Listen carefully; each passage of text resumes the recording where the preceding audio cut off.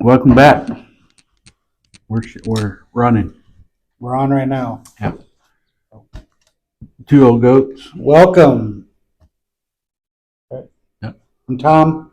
Richard, All right. back Well, at you. what do you got, man? Oh, I don't know. I thought today was your responsibility. Shit. Well, I got a few things, a few topics. Offending people. Yeah. That's a good one. Well, you did come under attack this week. Quite a bit. Yeah. Um, People were seeing your spots. yeah, right. Let me talk a little bit about, I guess, the perspective of what offending really looks like. Okay. Um, Now this is important because if we offend you, you need to donate, or else you're not really offended, right? If Is you that do what we not established donate, in the beginning? yeah, if you don't donate, then it means you really weren't. We didn't piss you off good enough. Right. Okay. And then the like secret is that. you don't have a place to donate, so fuck you. No, no, I guess you don't get it very often, but I get it quite a bit that I offend people. Okay. So I get it from time to time. yeah, Not really, but I don't know. I think my daughter warns me from time to time that You're something being offensive? I could be offensive. Yeah, If they have to say you could be, well, shit, then that's not offensive. yeah. Then you're just dealing with Karens and Right. Todds. Yeah. You know? Yes. So I guess I don't know. Let's talk about it. Maybe I can learn something about it. Yeah. You know, because Well, has anybody ever told you that you're, I guess the good word is, or the better word is assertive or aggressive, aggressive, intense? intense, narcissist, Yeah. egotistical, Right. conceited.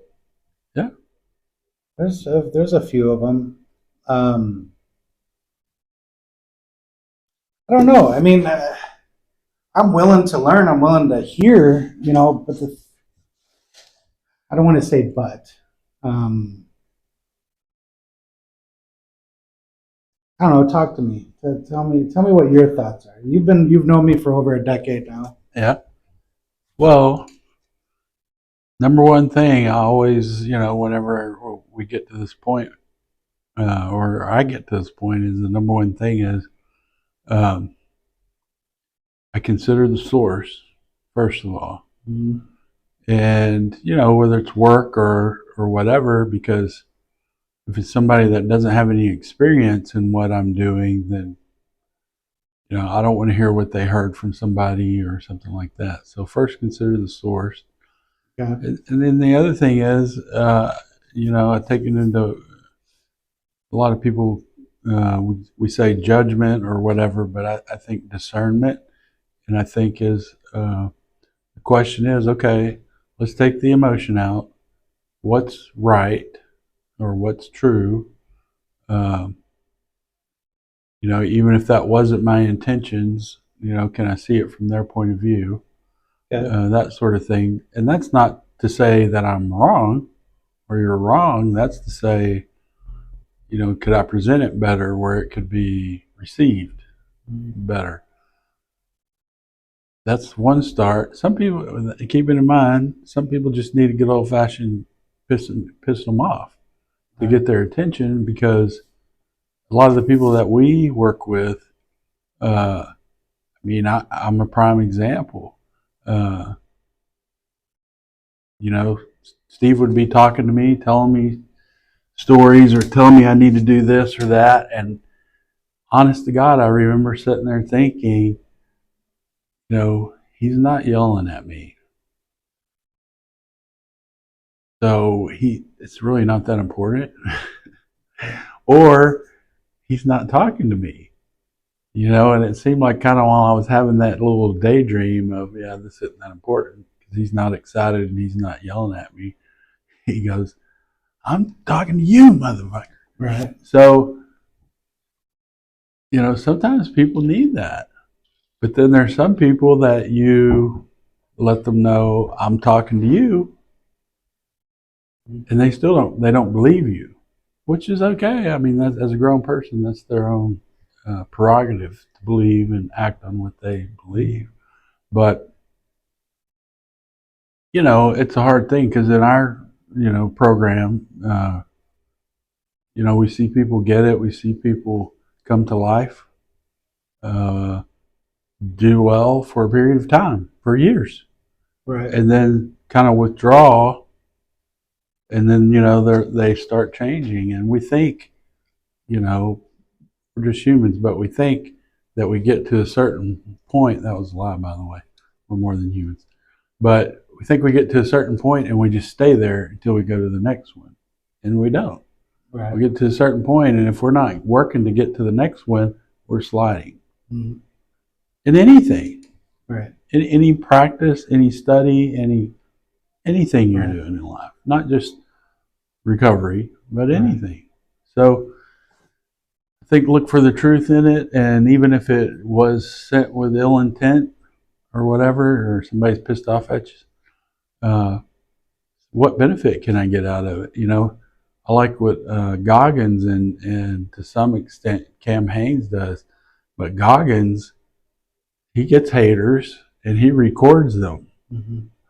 and then while he's running and stuff, he plays it on a loop, right, to kind of give them fuel to, I'm doing this every day. I'm not just talking about it. This is what I do. And Cam, similar, but he's a little more loving. right, But he doesn't, I don't, that I know of, I've never heard him say he makes a recording. But Goggins, I believe that. He uses it as fuel.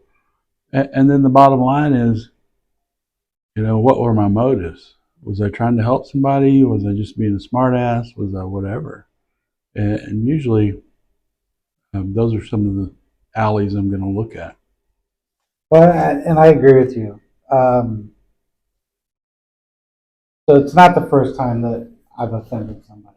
Somebody says that I'm being offensive, right? What? But I'm a big believer, like what you were just talking about. What's behind it? What's the motive behind what I'm doing? And I know when I started drinking, and I was getting really good at drinking. Okay, I was very arrogant, but it was just because I was a weak child behind the booze. You know what I'm saying? Yeah. So it was a self-defense. I had to rise and act tougher, speak tougher, whatever it was, offend people, because God forbid if they found out that I was just a fucking scared little kid. Right. You know what I'm saying? So I offended as many people as possible. Right. And for the most part, it worked. It worked for many, many years.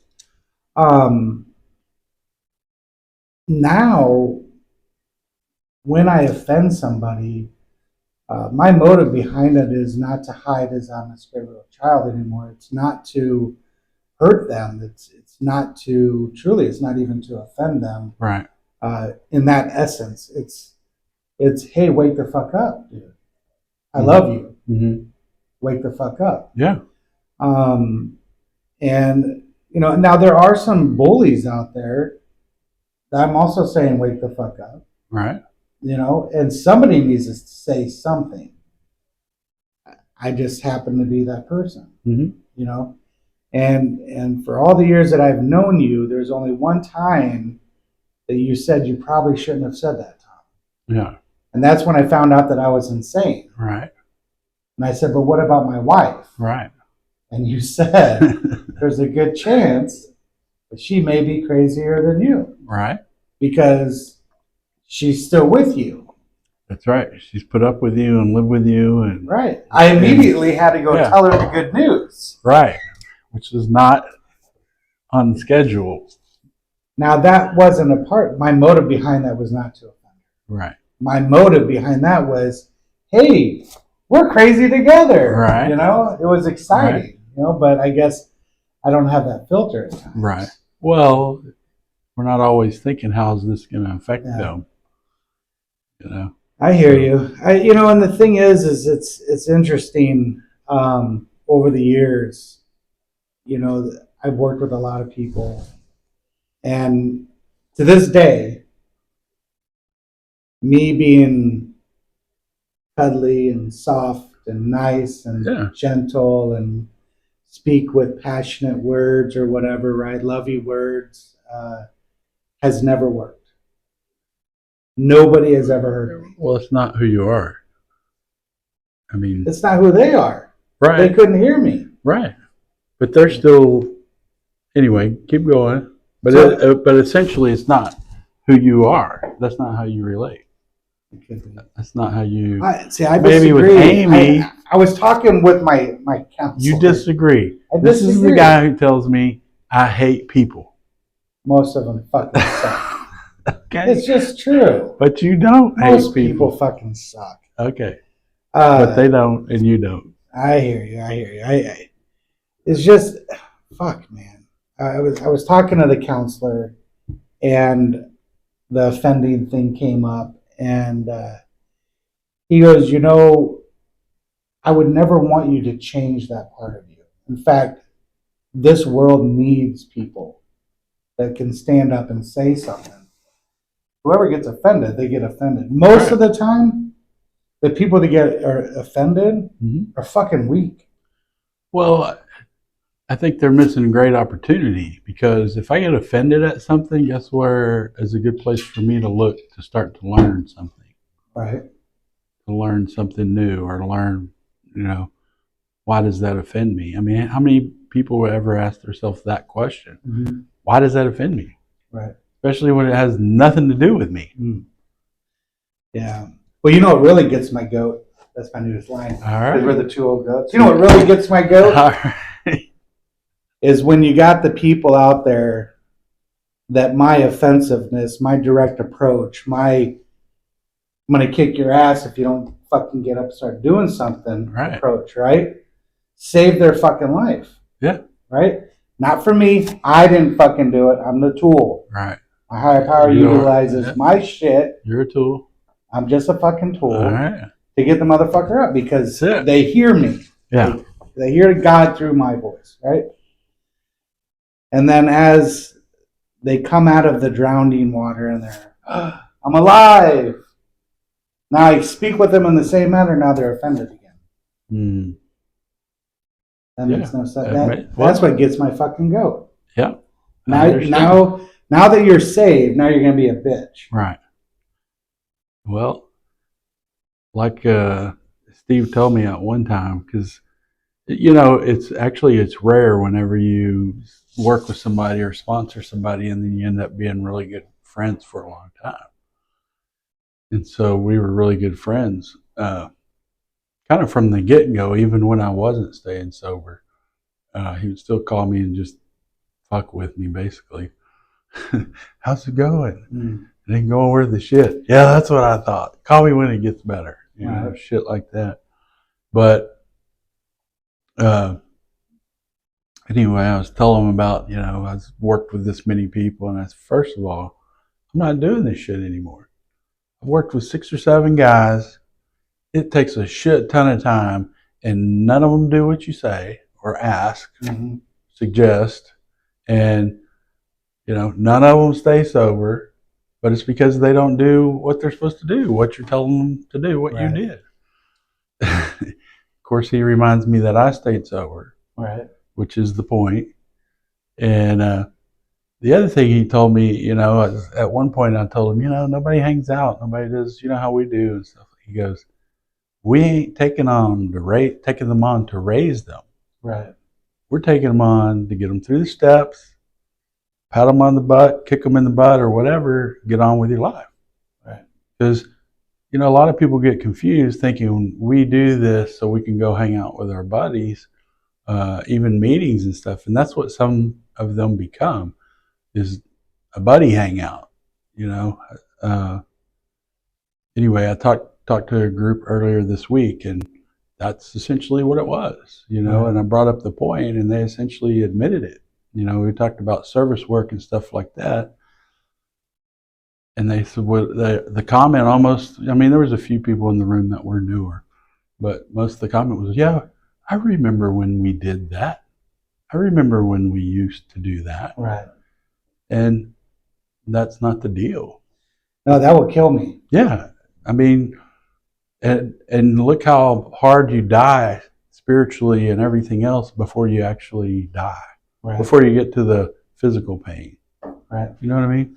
I do. Well, you said it earlier about you're either moving forward or you're falling behind. Right. Right.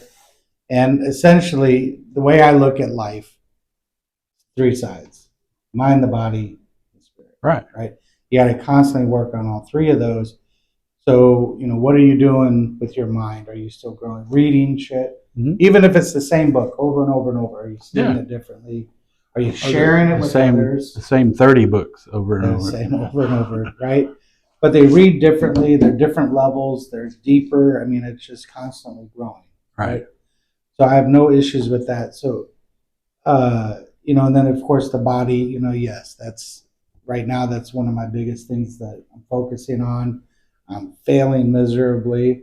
But man, I'll just shoot you straight. It is frustrating, very, very frustrating to try to lose weight, bust your ass, do what you're supposed to do, and you don't lose weight. But I'm still having a good time doing it. Yeah. You know what I'm saying? That's it. Eventually, I know, eventually if I keep doing what I'm supposed to be doing, Right. I'm going to get there. Right. I know it. It's happened with the other sides of the triangle, right? But I got to keep moving forward. And I mean, dude, shoot me. If you ever hear me constantly talking about the good old times, Right. I don't want to be that guy. No. I want to talk about what I did last weekend and what I'm about to do this weekend. Yeah. Right? There you go. Not the whole shit. You remember back in the day, Bear? Right. That shit? No. Remember that? I can't do that, man. I used to do that. Yeah. When I was drinking and doing drugs, I mean, dude, that's all I'd ever talk about when I was drunk was, back in wrestling in high school or back in the military, and I mean, just like, dude, the fuck? What else you got going on in your life? Right. So coming into this program freed me of that. Doing my fifth step, it freed me of that past to where I can really start living freely and doing some new shit. And if I offend people along the way, fucking hop on the horse or fucking get moving on, dude. Mm-hmm. I don't know what to tell you. I don't know. It's a mixed feeling because there's times when I truly feel alone at times when I hear people, oh, you're offensive, shit like that. But then there's other times, dude, where there's people all around me. Man, I'm glad you fucking spoke up. I'm glad you were the one that said something. Mm-hmm. So I'm like, shit, do I need to worry about that one person that's offended because their, vagina is hurting, or do I do what I have to do to maybe just make one person's life a little bit better? Yeah. What I got to weigh that up. Mm-hmm. Be of service or fuck off. Yeah. There's no weighing it up. I mean, it's throughout our whole program. Mm-hmm. That's what we do. Right. And that's going into the next topic. It's about the offended people. I put reading others and or reaching others, and the program of attraction. Right. Right. Well, okay, go ahead. I think I can tell something kind of came to mind while you were talking, but I think go ahead. Yeah. Well, it's just coincides with the people that hear me. Right. They're gonna come get it. They're Right. gonna get it. Right. I can't help everybody. I can't work with some people. Mm-hmm. Most of the time, not every single time. If you are not ready to get busy, you will not be attracted to me. Right. You won't. You will be offended by me. You will fucking want to run away from me. Right. But if you're done, you're going to look at me and go, I need to follow that dude. Every single time it's fucking done it. Yeah. Now, we're getting busy and stuff, and eventually they're like, I think this is my stop. Right. This is where I get off. Right. Because you're still fucking going. You're still fucking bettering yourself. You're still reaching that intimate relationship, that God consciousness that we're constantly seeking. Some people want to get off a little early. They're fine with that level. Mm-hmm. And that's, I was thinking what I said. some people may be offended because I talked about, the different meeting that I went to. Yeah. That wasn't a judgmental thing. I mean, it may have sounded like it, but it's like you said, they're fine where they are. And you know what? If that's what you want, it's your life, bro. More Right. power to you. So I don't judge on that at all. Uh, I thought of something today. I was actually, it happened a couple days ago, but it ties into that because one of the things that I learned early on, the last time I went to rehab, actually, I thought it was the worst day of my life. And one of my mentors, Robert, taught me over time. He said, we're not a good judge of what happens right now. Mm. No matter what it is, we think it's good, bad. We don't know. We just don't know because if you would have asked me then, that was the worst day of my life. Third trip to rehab. Hello, 3 strikes, you're out, right? And I just thought it was the worst day of my life. And the fact of the matter, it turned out to be one of the best days of my life because that's where this journey started. Right. And so I think just keeping in mind I'm not a good judge, but what reminded me of it the other day, I was in a hurry. I was getting out the door for something. I forget what it was. But anyway, I was wearing shorts, so it wasn't that important.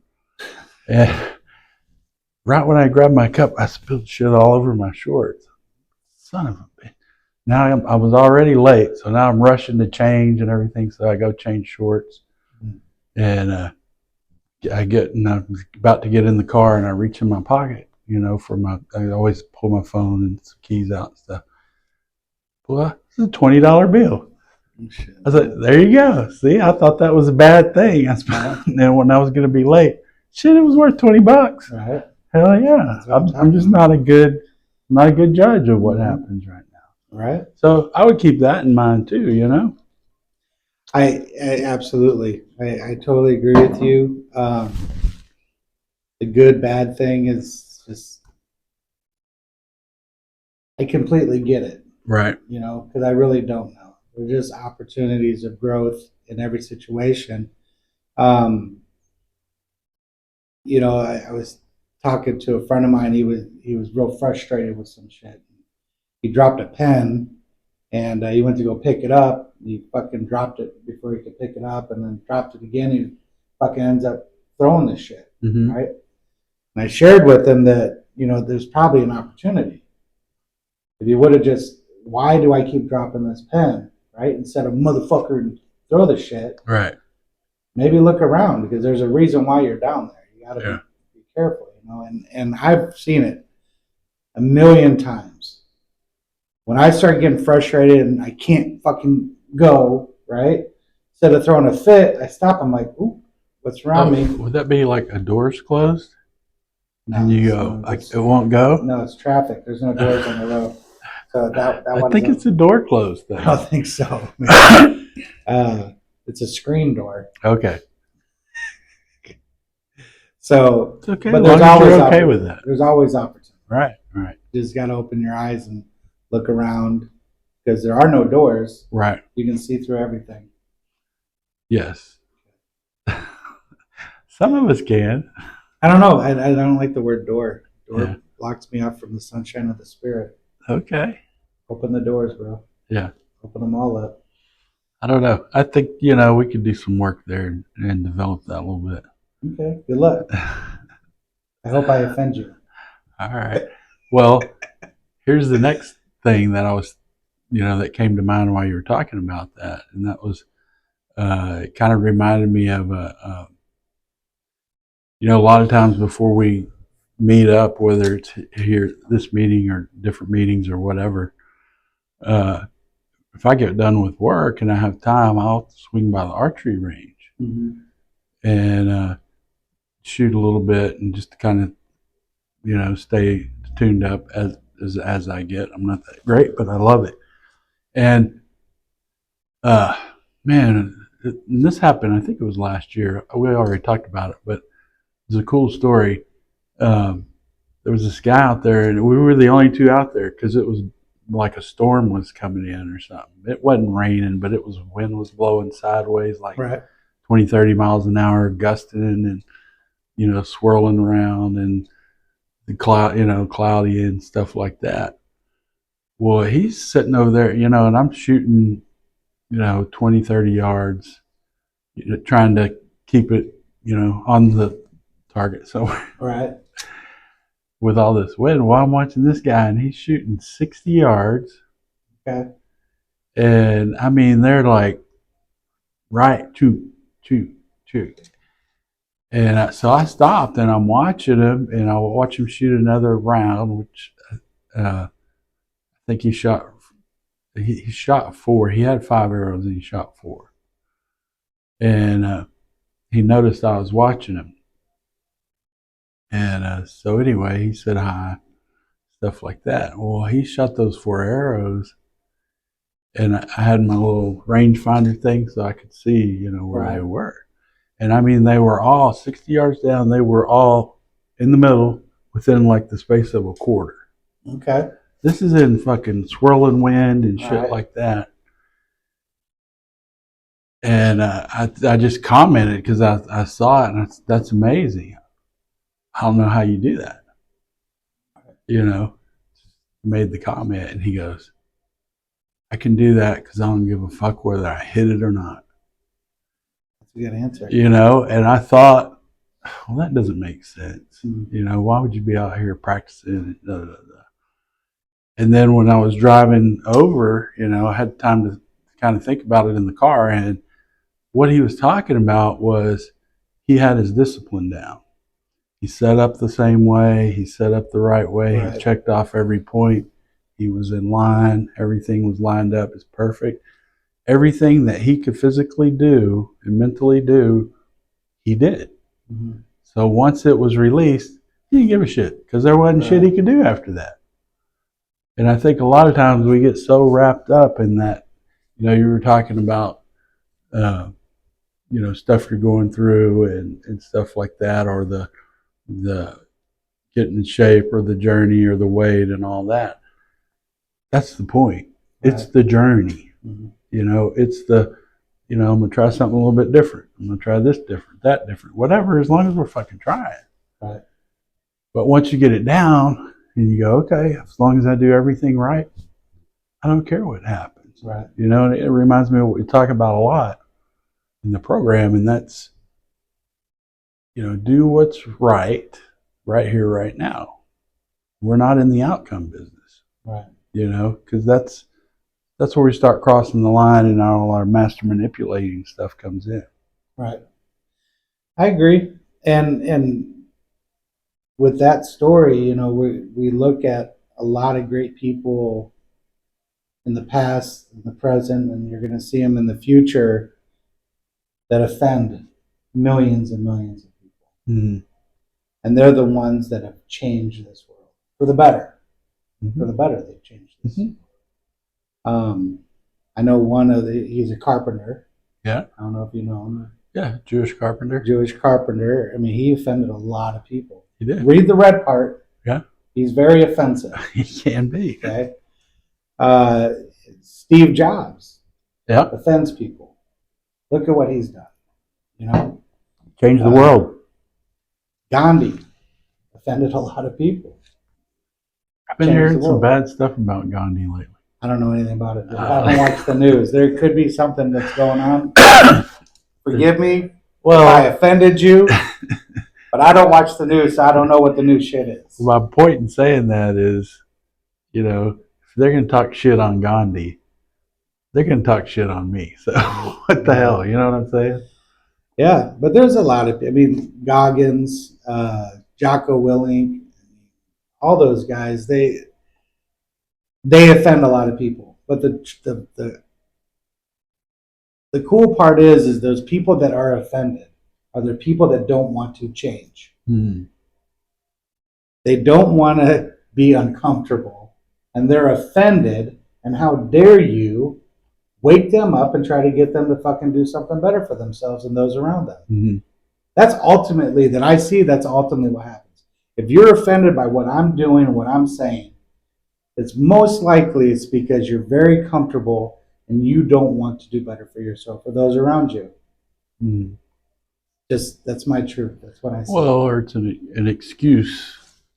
You know, if I don't like what you're doing, then I don't have to do what you're doing, Right. or I'm not going to do what you're doing. And my excuse to not do what you're doing is I don't want to do it, and I don't like you. So that's my excuse to not do it. And now I'm offended. Yeah. And whatever you say or do is offensive. Yeah. But the problem with that is There it is. the biggest challenge of that particular mindset and perception is, you know, the last characteristic of the disease. It's fatal. I mean, it kills you. So, you know, that's outside of that, it's not that big a deal. You know what I'm saying? Just death. You know, we've actually buried a few people, and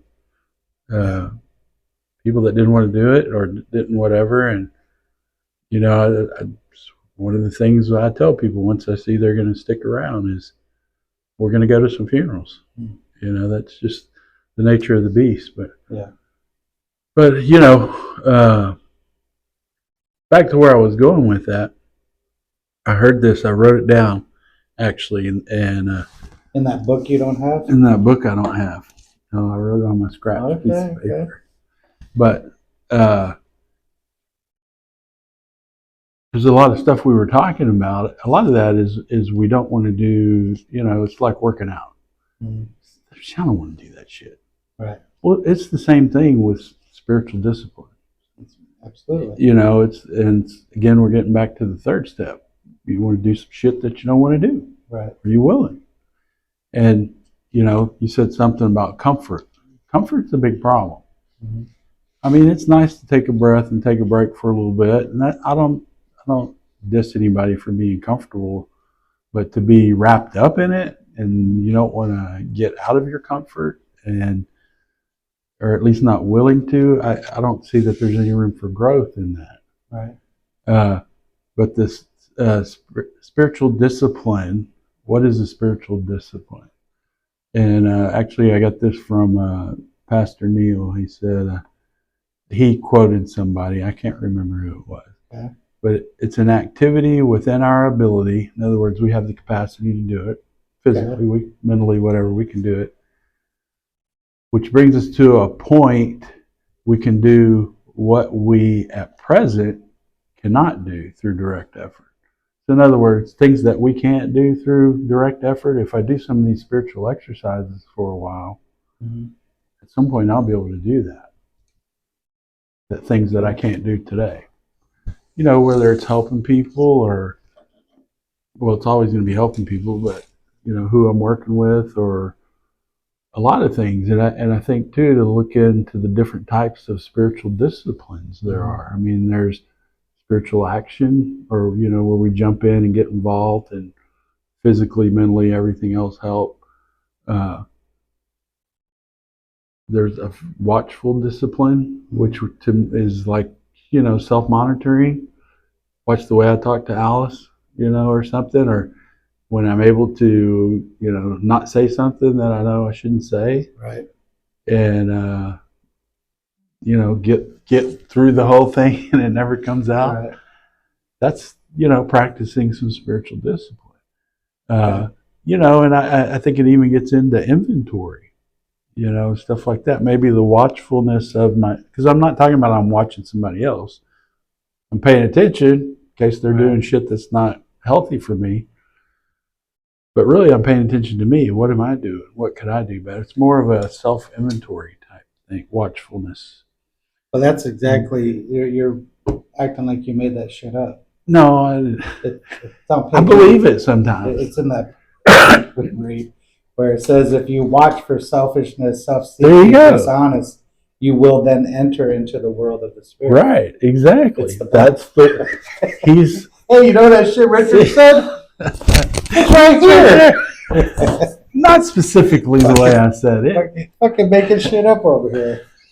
But that watchfulness is a part of the inventory. And I think, we hammer the action part, spiritual discipline. I mean, we hammer the action part of spiritual discipline, which is what we need the most of the time. We need to get busy, Right.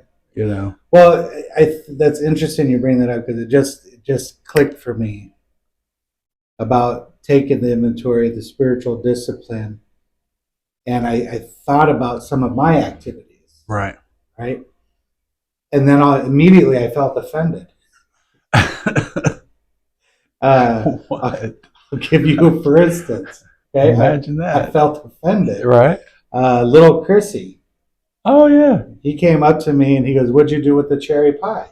I felt offended. Right. And he asked me As about if the fucking cherry pie. As if it was his business, right?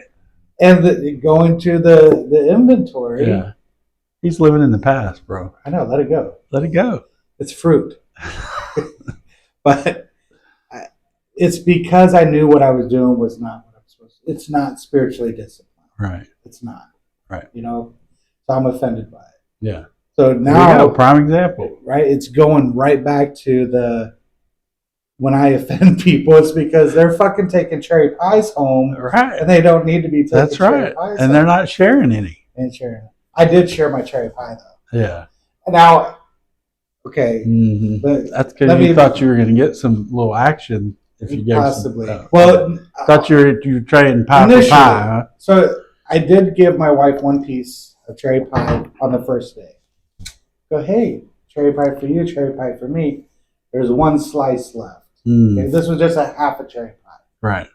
One slice left. Now, last night when I got home, I knew there was one slice there. Amy was laying on the couch, and I sneak. I go get the cherry pie. I come back, and I eat it really quietly. And then I go take the last bite, and she looks up. She's like, "Is that the cherry pie?"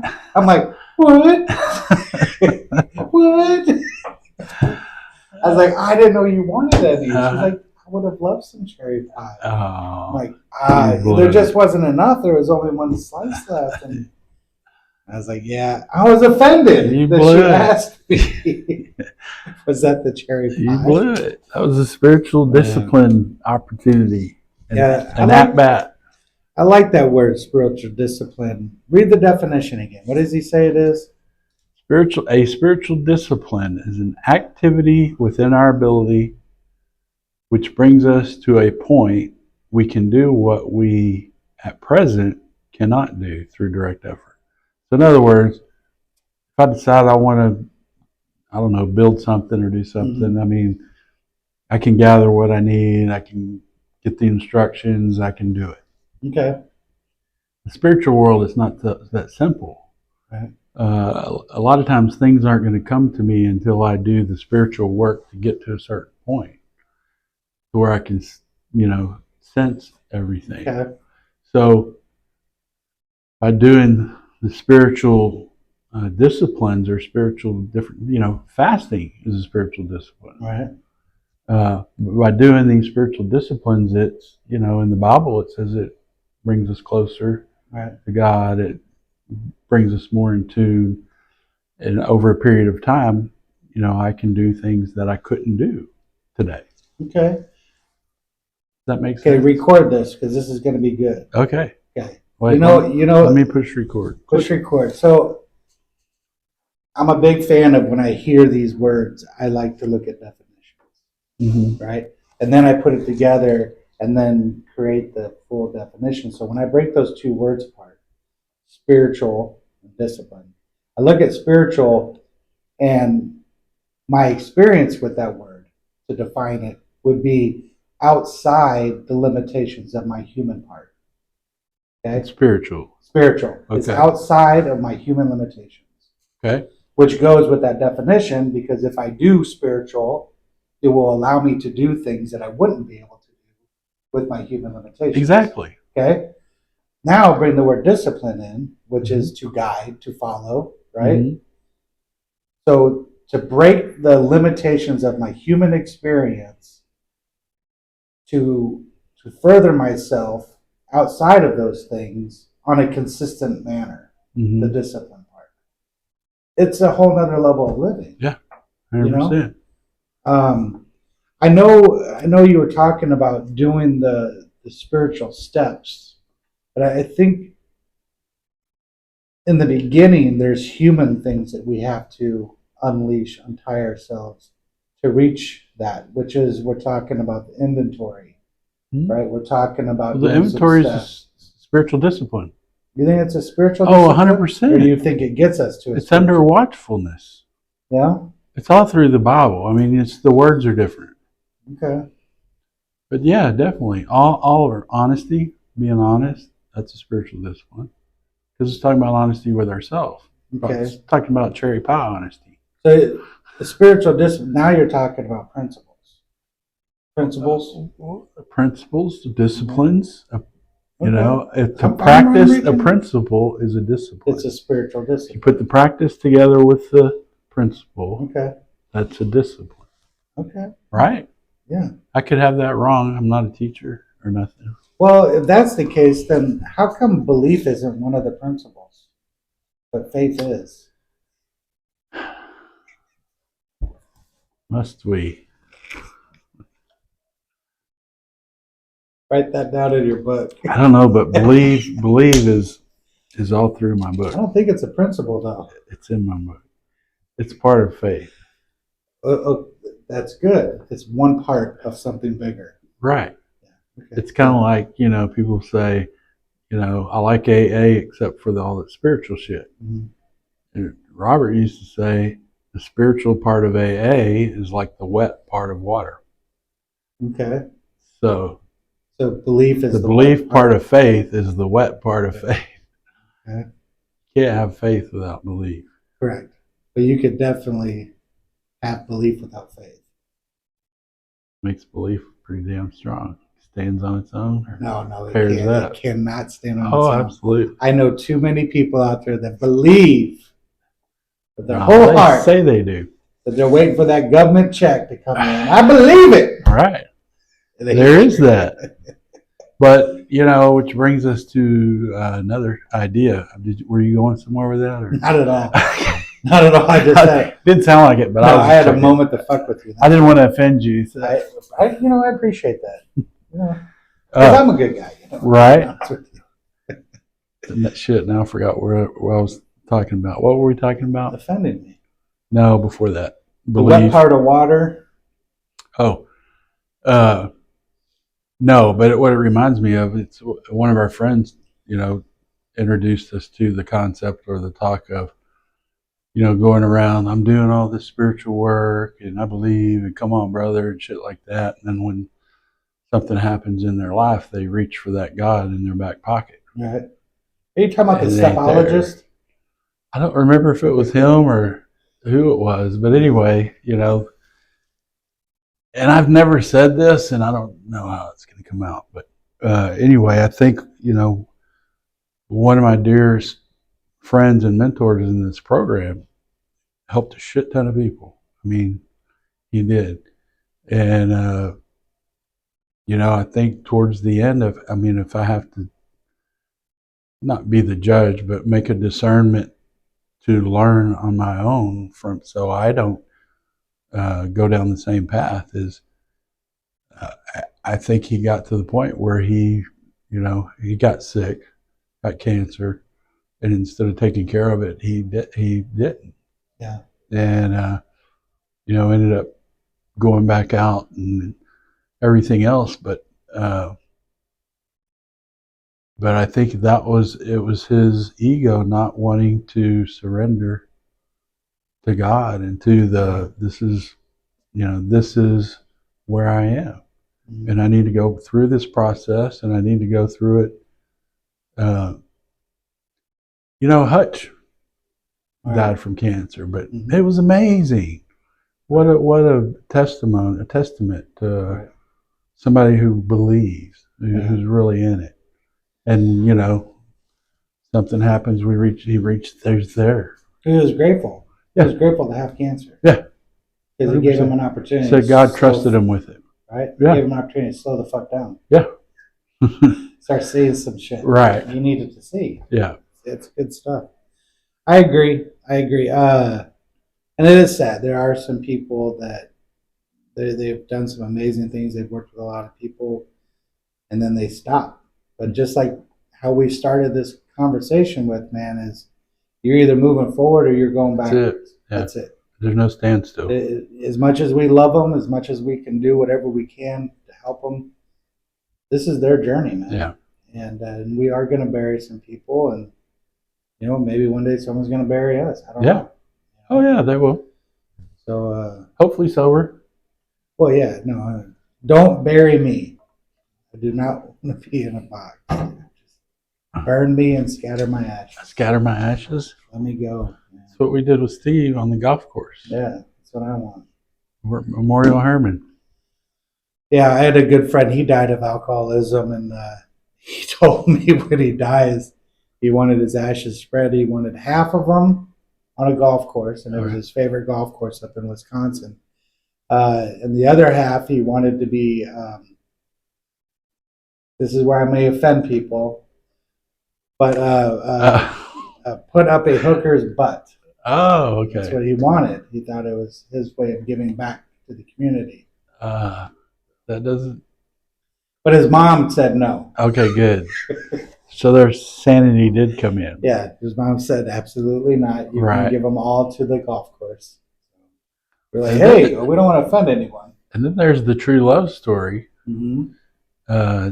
Doug, our friend Doug, over at Bel Air, Mm-hmm. who loved his wife so much. Oh, that's right. When she was cremated, he had a little thing and a necklace made out of it. Yeah, and he thinks it's the vagina. That's what he says. Yeah, he went through the ashes and said, "That's it right there." Yeah, put it in my necklace. Yeah, I don't always have my wife's vagina near me. Okay. Oh. All right. Well, good. Good. Well, I think I got to the point. I think at the end of the day, I'm gonna keep offending people. Yeah. That's what we I'm do. gonna do the best that I can to offend as many people as possible. But knowing that With love. it's gonna be with love. Yeah. Which is giving of myself that the only reason why you're feeling offended is because I love you enough Right. to try to push you. To tell you. Yeah. That's it. So now you should be grateful.